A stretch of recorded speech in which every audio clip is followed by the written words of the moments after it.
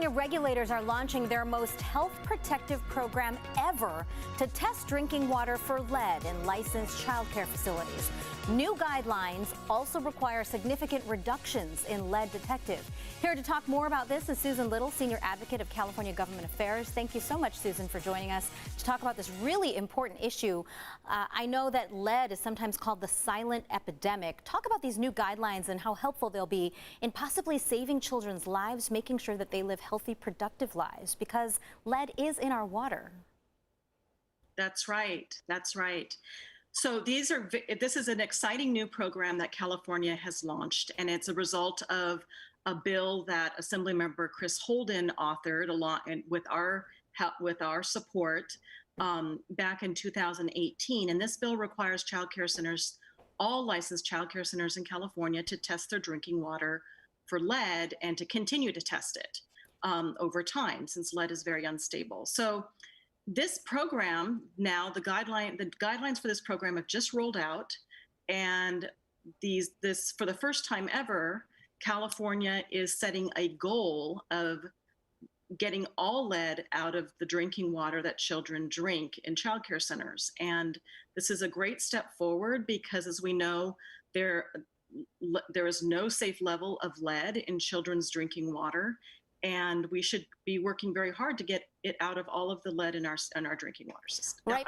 Get lead out of all of the water in our drinking water system. Right before the pandemic began, back in February 2020, I actually did an investigation into this and learned that the number of children who are on public assistance who are getting tested is, about half the number that it should be. So steps like these guidelines are really going to help protect people, especially in our lower income communities that may not be able to go to the doctor as frequently, because lead is silent, and it's a silent killer, an epidemic. Now that people are returning to work and maybe having to place their children back into childcare centers, this is really comforting news for parents.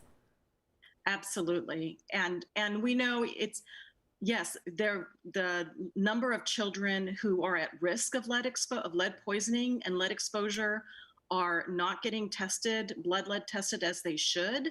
And we're working very hard to try to increase that number. But in addition to that, on the other side of the coin, we really want to try to avoid lead exposure to begin with.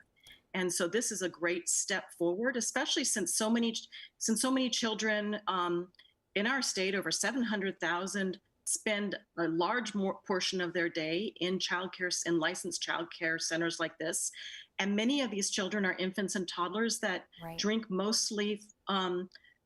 a lot of juice and water, and oftentimes the infants are primarily drinking formula for their water-based formula. And so they're getting one of their major sources of lead is in the water in their formula.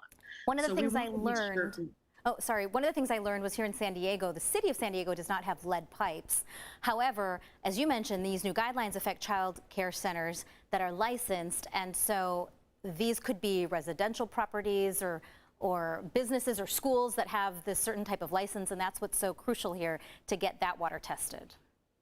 Absolutely. And even though there's been a lot of work to get lead pipes out of the drinking water system, one thing we have found as a result of a lot of the testing that's happened thus far in schools is that the initial source or the primary source of lead that they're finding is the lead leaching out of our drinking water faucets and fixtures. And so it's especially important. The childcare centers will be required to replace their faucets and fixtures as one of the first steps that they're taking to reduce any lead levels that they find. And along these lines, just so you know, there's an exciting bill right now pending in the state legislature, AB 100, which would require all faucets and fixtures sold in California, your drinking water fixtures that you would buy for your home, to be free of lead at Home Depot or Lowe's, those faucets will have to meet a very strict lead leaching limit under this bill, and will help to ensure that childcare centers and schools, and also ourselves and our residences, will help us bring our lead levels as low as possible. Thank you, Susan, so much for joining us. We're out of time, but I appreciate you discussing this really important topic with us. Thank you so much. Thank you.